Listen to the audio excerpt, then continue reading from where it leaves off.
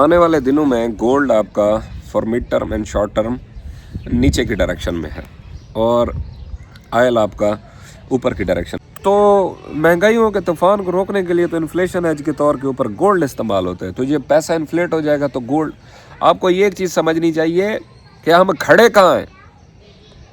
Inflation है जे देखें, हम अपने लो को देखें 1800 से उठे हैं 5600 पे गए। क्या हम इस टाइम पे 5600 के करीब खड़े हैं या 1800 के करीब खड़े हैं?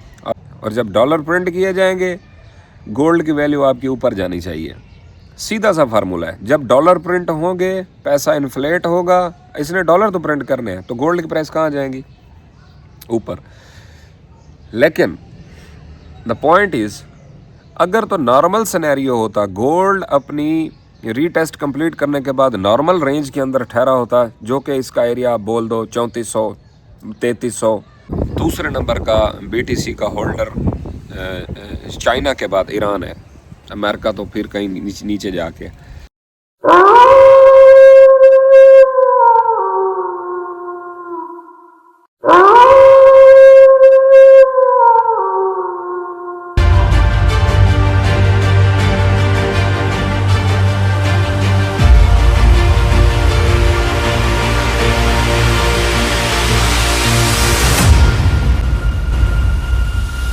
बिस्मिल्लाहिर्रहमानिर्रहीम बिस्मिल्लाहिर्रहमानिर्रहीम रब्बे अदखिलनी मुदखला सिद्क़िन व अखरिजनी मुखरजा सिद्क़िन वजअलनी मिन लदुनका सुल्तानन नसीरा सदक़ल्लाहुल अज़ीम। ये अस्सलाम वालेकुम, क्या हाल है मेरी यूट्यूब फैमिली? खैर वाफियत से, तबीयत से ठीक है, मूड मिजाज काम रूटीन दोस्त अहबाब सारा कुछ फिट फाट है। अल्लाह पाक आपको सेहत दे, आमीन। रिसेंट डंप के बाद थोड़ा सा कुछ सांस में सांस आई, मार्केट अगेन थोड़ा बहुत रिकवरी के फेज़ के अंदर। और जहाँ पे इंटरनेशनल मार्केट बंद है, रात लेट नाइट ये अगेन खुल जाएगी। इसका एक इम्पॉर्टेंट लेवल है 4550 से ऊपर 4 घंटे की कैंडल स्टे करती है तो फर्दर मोर थोड़ा सा ऊपर की तरफ जा सकते हैं। और ऑयल आपका यूँ समझ लें तकरीबन $98 के करीब इस टाइम है। 2 से $2.25 ये नीचे गिर सकता है इस टाइम।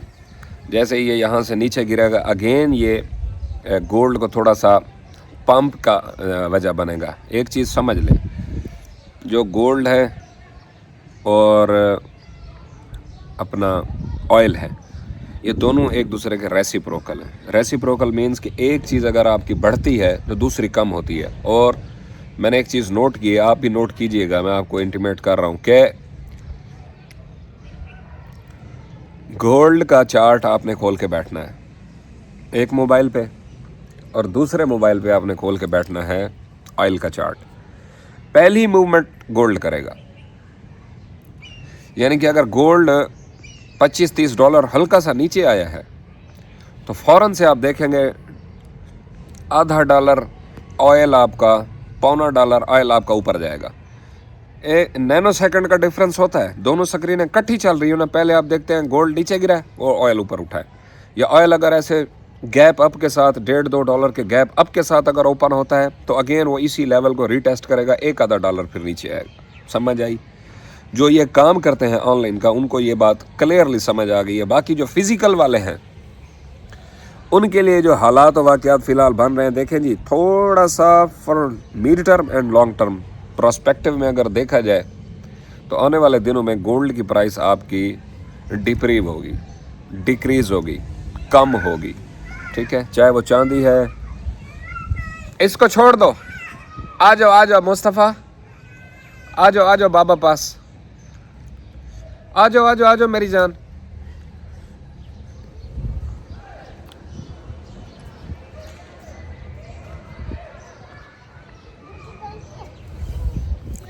जूती नहीं पहनी भी कोई बात नहीं है, आने दो। अच्छा कोई बात नहीं। ये जी शान मुस्तफ़ा साहब तशरीफ़ ला रहे हैं, सो रहे थे अभी। छोड़ दो खुद आ जाएगा। आ जाओ बाबा पास, ओए होए होए होए होए होए। अब सो रहे थे?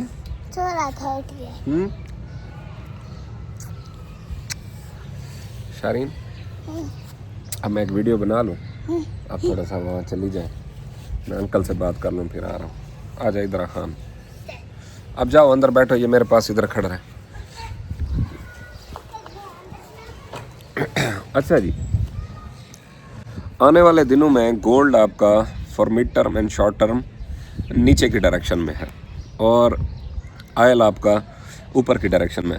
अमेरिकन बयान जिस तरीके से आ रहे हैं और जो ईरान की रिटेलिएशन सामने आ रही है, अब रिटेलिएशन से हट के थोड़ा सा अटैकिंग पोजीशन में भी आ गया है। वैसे तो ईरान के ऊपर 100 पाबंदियाँ थी, काफ़ी अरसे से थी, लेकिन वो हिडन ट्रेड कर रहा था, रिवार्ड में वो BTC ले रहा है शुरू से।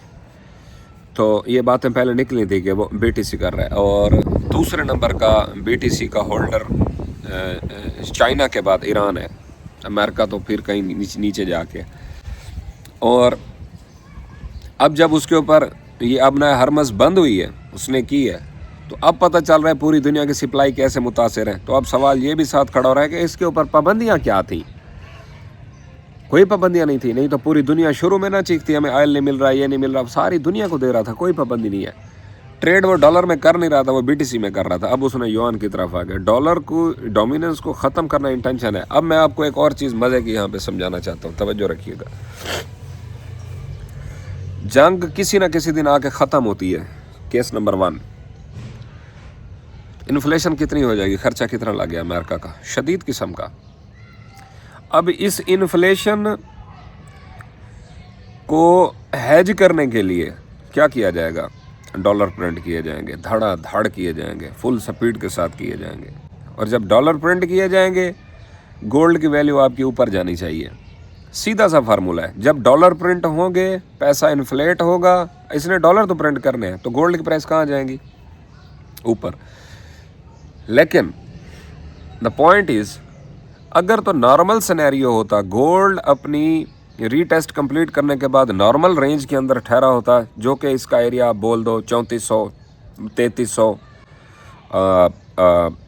3350 मिसाल के तौर पे, अगर ये एरिया, अगर इन दिनों में कि जब ये जंग ख़त्म होती और वो प्रिंट कर रहा होता और गोल्ड हमारा 3300 के करीब होता, 3280 के करीब होता, तो फिर ये था कि गोल्ड यहाँ से शूट कर जाना था। अगर गोल्ड आपका 4000 के करीब खड़ा है, तो उसका मतलब ये है कि ऑलरेडी पम्प्ड है। देखें, हम अपने लो को देखें, 1800 से उठे हैं, 5600 पे गए, क्या हम इस टाइम पे 5600 के करीब खड़े हैं या 1800 के करीब खड़े हैं? ऑलरेडी 5600 के करीब खड़े हैं।